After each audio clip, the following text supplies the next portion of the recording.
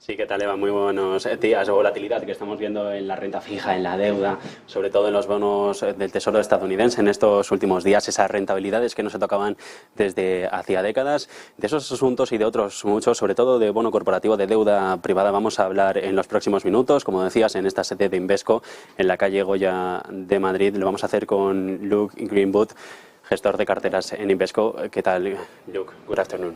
Good afternoon, Javier. Thank you. How do you see, let's start to talk about the economic situation, the current economic situation, the momentum at markets. How do you see that?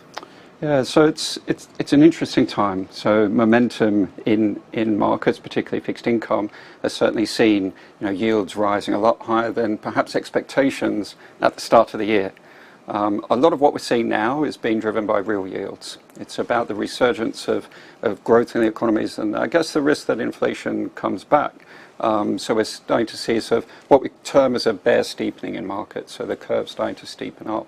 And yields on 10-year treasuries approaching sort of 5% area.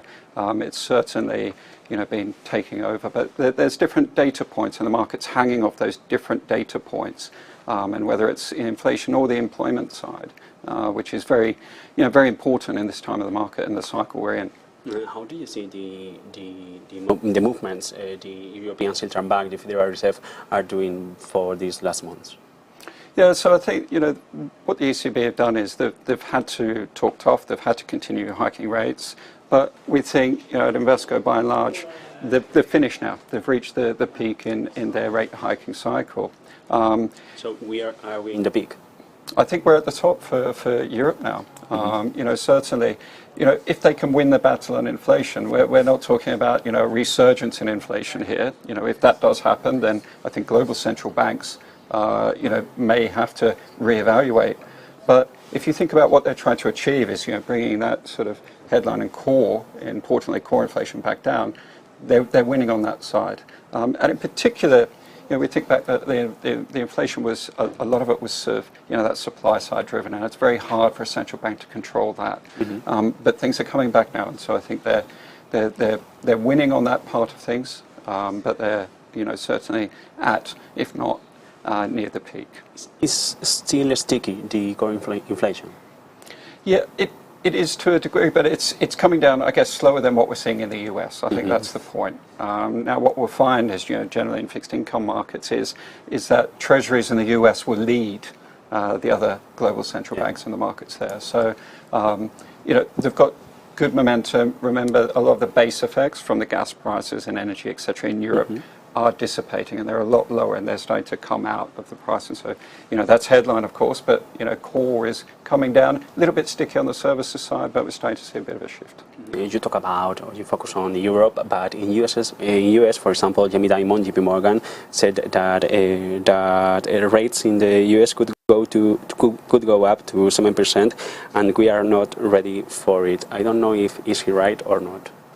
Yeah, I mean, there's always going to be headlines in a market. That's what drives it, and the speculation, and certainly the headlines of the Fed going up to 6% and Treasuries maybe going to 7% is always there. But if we look at the balance of probabilities, but is there the 7%? Sorry, is there the 7% to the Federal Reserve? Do we think they're going to go to that high? No. Yeah. Okay. I mean, look, whether at sort of 5.5, that we think they're done, or maybe one more to come. Okay, so yes, we're seeing a bit of growth momentum, but even this week where we've sort of seen volatility in rates, them pushing higher and certainly pushing 5% on the 10-year, there has been a pullback. We had weaker employment data, the ADP numbers were weaker. So it's going to be very susceptible, and volatility is not going away anytime soon. But I think our base case is that the Fed are just about done here, and really the probability is that we're going to see sort of 3.5%, 4% before we see 6 or 7% on Treasury yield. Is that volatility the way to get some opportunities in the fixed income market? Yeah, certainly. Volatility helps. Okay, to create opportunities. But what I think is important to remember, fixed income, is that's a carry asset class as well. So if you invested now in US Treasuries at 5%, or in Europe at sort of 3%, depending on what market, 3.5%, that you're earning that carry through time.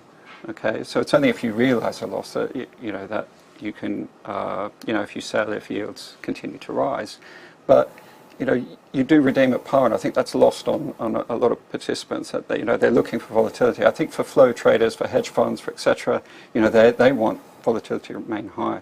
I think for the rest of our market, the real money, and retail investors, they're looking for some stability. They want central banks to be finished. They want inflation to come down, and they want to be able to earn a decent return on their investments. Situation in corporate bonds. Which sectors do you prefer, for example, and in which geography? In Europe, in US? I don't know. Yeah. So how we think about it is, we prefer to be owning investment grade credit in Europe and the UK versus the US from a regional perspective. If we go into the sectors in terms of what we like, well, what we have been doing across funds is moving up in quality. So from low BBB to high BBB, BBB to single A's, and part of that shift is going from cyclical to non-cyclical sectors. As we still face headwinds. There's still the risk of recession there for a lot of these economies. So we prefer that trade. And actually, if you look at it, the all-in yields here are levels that we've not seen since around the GFC. So these are attractive long-term levels of yield.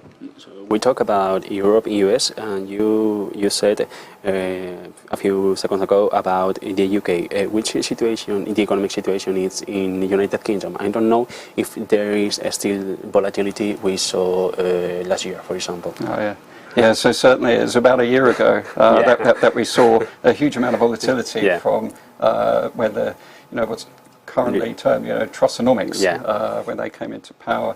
I mean, look, we're ironically back to levels that we saw at that period of time. But the UK is certainly facing some growth headwinds and some troubles ahead, and that's why by and large we also think that the Bank of England are largely done. Inflation is coming back there as well.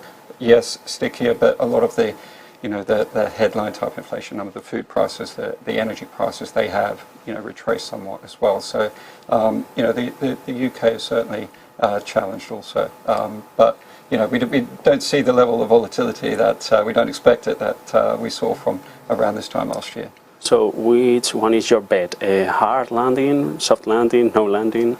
So, this is a common question, and we were having an interesting conversation this morning that in Invesco we're actually terming it a bumpy landing, but I don't think that translates too well in Spanish. But what are we talking about? It's a slowing, but we're not expecting a hard landing, we're not expecting a deep, dark recession, but what might happen is growth slows, picks up a little bit, slows again, picks up a little bit, and that's what we're terming in terms of that bumpy landing. So it's below trend growth for most of these economies. If it's the US, Europe, etc., it's that 0 to 1% low, below potential growth.